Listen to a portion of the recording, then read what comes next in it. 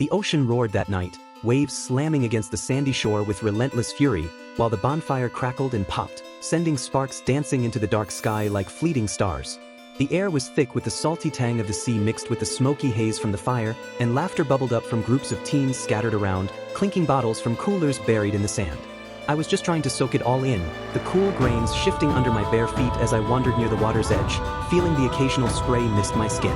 That's when Vince, this sleazy guy with a perpetual smirk, grabbed my arm out of nowhere. His fingers digging in like claws, his hot, beer-soaked breath assaulting my face as he yanked me toward the glowing hot tub, bubbles churning violently under the string lights. My heart jackhammered in my chest, a cold wave of panic washing over me as I twisted and pulled, shouting for him to back off, my voice barely cutting through the thumping music from nearby speakers.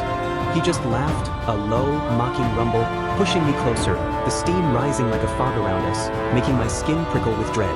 I could feel my muscles straining, feet slipping in the sand, every instinct screaming to run, but he was stronger, his grip unyielding.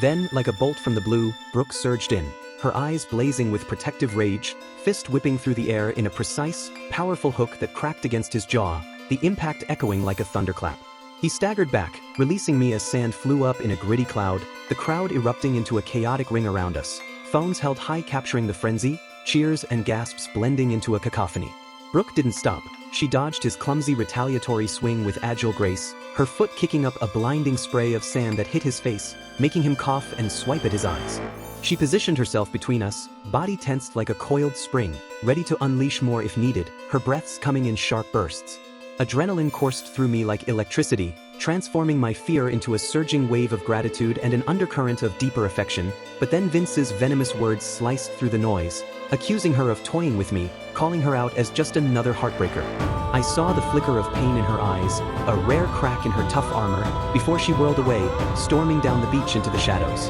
My legs finally moved, carrying me after her, waves now gently lapping at our ankles as the sand grew cooler and firmer underfoot, my voice cracking with desperation as I called out, begging her to wait, emotions churning inside me like the tide, regret for not stepping up sooner, confusion over my feelings, and an aching need to make it right under the vast, starlit sky. We fled the beach chaos and ended up hiking the winding trail to the Hollywood sign just as the sun began its slow descent, the sky ablaze with hues of fiery orange, deep pink, and softening purple, casting long shadows over the rugged hills. The city sprawled out below like a glittering mosaic, lights starting to flicker on one by one, mimicking the emerging stars above, while a gentle breeze rustled the dry grass around us, carrying the faint scent of eucalyptus and distant traffic hum. We settled on a patch of scratchy hillside turf, legs dangling over the edge, sharing stories in hushed tones, about our wildest dreams, the fears that kept us up at night, and the little quirks that made us who we are. The air between us crackled with unspoken tension, building like static before a storm, until I couldn't resist anymore.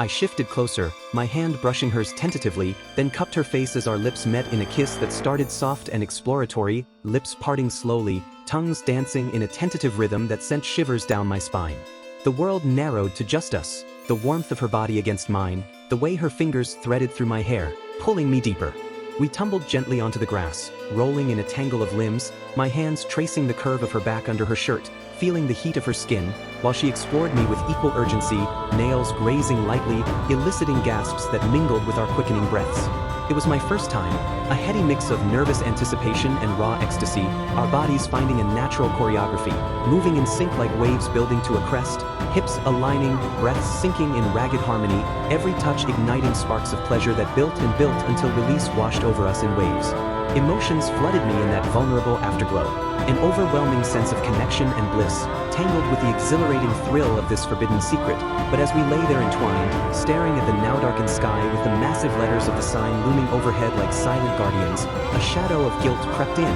the weight of hiding this from Chris pressing down, turning the moment bittersweet against the cooling night air and the distant symphony of city sounds.